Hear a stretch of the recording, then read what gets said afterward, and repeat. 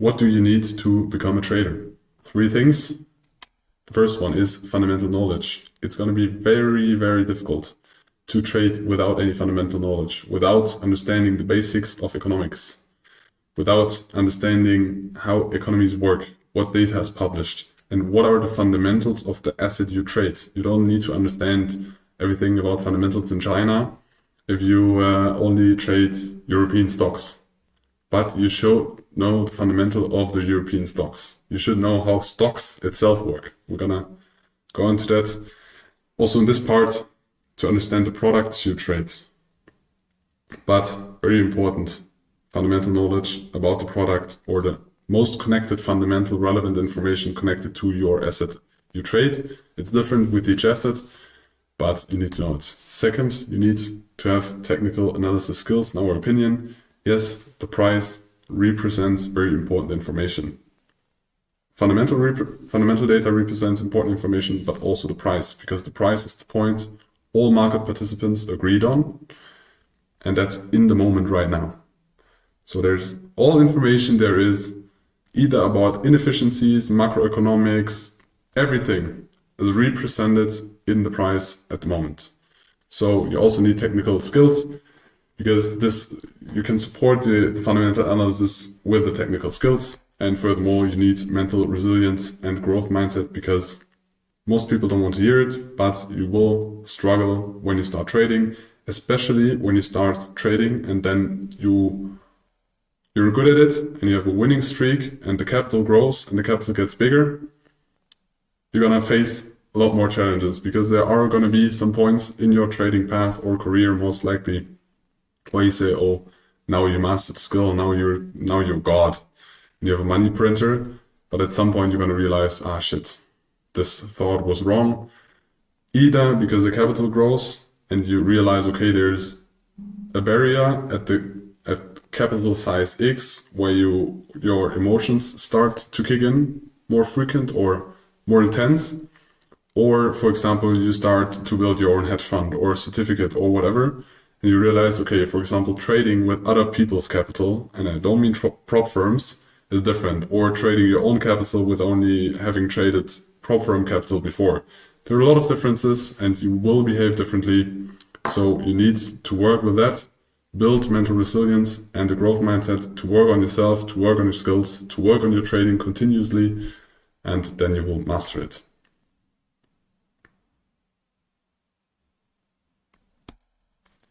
So what are the career paths that are possible in trading? There are a lot of different ones. You can choose to get an independent trader to fund just with personal capital, or you use online prop firms, but always be aware of the risks. I think in the past months and years, we have seen a lot of stuff going on in the prop trading space. So do your research, do your due diligence. We don't work with any prop firm closely. We haven't used them for ourselves, but we know a lot of people use them. Be aware of the risks. You can use them, but keep in mind, trading prop firms capital is going to be different than trading the same size of your own capital. But the other option you can choose. As an independent trader, you are very free in the things you do, the assets you choose, the times you trade, the risk management you do, because it's your capital, your investment, your time. You have no boss that tells you something. The other option is to get good at the trading skill and then get a professional trader at a prop desk. So real prop trading company, not FTMO. It's a real company where you sit in an office and trade real capital, no demo accounts. Or you get an institutional trader. You go to a bank or you go to electricity companies. They also trade, for example, oil or gas. They also trade the futures. They also need traders, mainly for hedging purposes. I will explain later what hedging especially is. Or you go into hedge funds and be a trader in a hedge fund. They need traders as well. So those are the two paths you can choose. If you love and like freedom, you can choose the independent trader. I think in the beginning, at some point, if you want to scale faster, the professional trader can be more easy to scale up the capital, because even if you're a very good trader, it's going to take a lot of time to scale your own capital to a sustainable amounts. And being a professional trader, it can be way more easy through that.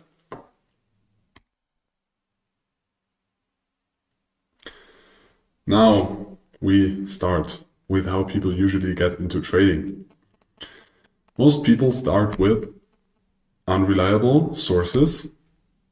For example, they see an ad of the broker, a CFD broker most likely, or some flashy guru or some lifestyle validating guy or girl on Instagram, and those people flipping accounts, big amounts of money, big amounts of open positions, and then they catch your interest, they catch your attention, and that way most of the people go or have the first contact to the trading space. Secondly, they try to find info on the internet or YouTube from unreliable sources, because the sources that pop up first don't mean that there are track records. Just because a broker is creating informational material and things about technical analysis, they want you to trade.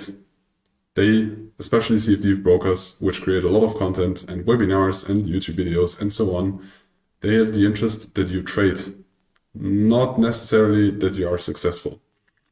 So always when you learn from a source, try to validate that source. Does the person or the team or the company has a track record? What are they doing? Is there a conflict of interest? And in most of the things, there is a conflict of interest. Try to validate that for yourself and then consume the information, because otherwise it can be a time waste and you should validate that first. Third, the people don't or try to trade without an edge. Most people start and say like, hey, yeah, I heard of this meme coin, I heard of this altcoin, I heard that Bitcoin now is a good investment, or my friend told me that stock XYZ is a good investment, or I think oil prices should rise because the winter is gonna get very cold. Just some examples, but most people start with more with a gut feeling, without a real edge, without a process. They have not validated the process, the trading decisions they made, the analysis. And you can start with that, but I would not start with a lot of capital to protect it. And start with it and then track all the data. We will get into the way how you track the data later. And then try to analyze your gut feeling. Maybe it's good. Maybe you have a good gut feeling. You are in a good environment to make trading decisions. The way you read the news, the way you interpretate the news, the way you do analysis can work, but most people start without an edge. And first you should think about, what is my edge? What is my advantage in the markets, in the things I'm doing? And you need to do this before, or you should do this before you start trading. And fourth, most people burn their first account. I also burned one account. Started trading with 2.5% fees on Coinbase Pro, Bitcoin day trading, when I started. So most people have a story where they start and they fail, and that is completely natural, but it's not good. And if you haven't been there yet, please try to stick to the things we teach you and don't burn your first account, because if you do proper risk management, this is impossible.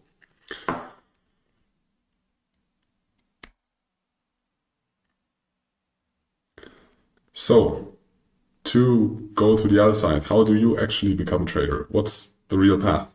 First, you need to study. You need to, like in every job, like in school, you need to study, you need to learn. You need to understand it. Not just start by doing, first learn, and then you can start by doing. When you have studied and you understood the markets, you understood the products, you understood the assets, the fundamentals, then you can build a market hypothesis. Then you can build a market hypothesis. So you try to find an edge, and you try to find an inefficiency in the market. Hypothesis why your investment decision is better or will be outperforming the markets. Then you need to gather data on that. Yes, you can do backtests, but past performance does not promise future performance. And that you can optimize every backtest. You can always take 2 EMAs on any chart and change the settings of the EMAs, that you always have a positive strategy in the past. But when strategy goes live, it's very unlikely that strategy does, just because of this positive backtest, is going to be profitable. So yes, you can gather that data through backtests, but the likelihood of you over-optimizing on your strategy or hypothesis on existing data is very high. So you can get a feeling for it, but don't validate your strategy just through one basic backtest. Then you need to validate and refine the setups and strategies. So you need forward tests. This is what I said. You need to test it in real market conditions. Do you behave the same? Do you get all the setups? Or does your daily routines, your family, your job, whatever, or those things consume too much time, so you don't have the ability to be in front of the screens all the time and get all the setups, for example? Or is the back test over optimized? You're going to see it in the forward test when it's not going to work again. Then when you have done this and the forward test was profitable, was good, then you can go live. Before that, just go live with very small amount of capital, so you have skin in the game. It's going to be different if you trade demo capital. Just take a small amount so you feel it's real money, but it's not hurting you a lot. And then you can go live. And then you focus on the decision-making process. You don't focus on the profits. You don't focus on the losses. You focus on the process. Process you establish, the process of your analysis, until you decide whether you press buy or sell or do nothing. Focus on this rather than, oh, I made this amount of money, I lost this amount of money. Don't focus on that. Focus on the process. Very important when you go live. And then monitor and track your results. So the things you do, track them. Gather all the data. Very important at the beginning. At some point, you're going to get lazy and you're not going to do it anymore. It would be the best if you do it all the time. But we are all human and we are all lazy sometimes. So this is also natural. And then you analyze the data and you adjust to market conditions. Yes, market changes. Market behaves during a COVID crash completely different than during the 10 years before where there was zero interest policy. The markets now behave different when there is higher interest rate, then there's going to be an interest rate if it goes back to zero. Markets behave different.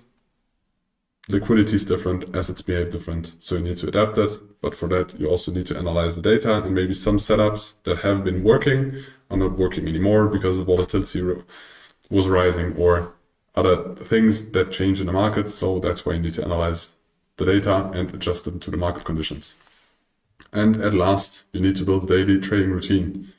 As we already said in the beginning, don't make an on-off relationship. Establish a routine, do the same stuff at the same time every day, if that's possible. If it's not possible, still do a to-do list or checklist that you do every day. Maybe the time changes when you do swing trading, that's okay. But when you day trade, you should build a daily routine with habits. We're gonna go through an example routine later. So now the last important information I want to give you before we start with the beginner series 100 are two things. You're coming from two different sources. Either A, you studied from other sources without success, maybe even with success, but most likely without success. And then you bought this product or this education here and want to learn from us. Or B, you didn't find your way into trading after all, had some tries, maybe did not went into trading at all, wanted to start trading, and this is your first education product in trading or the first source to learn trading.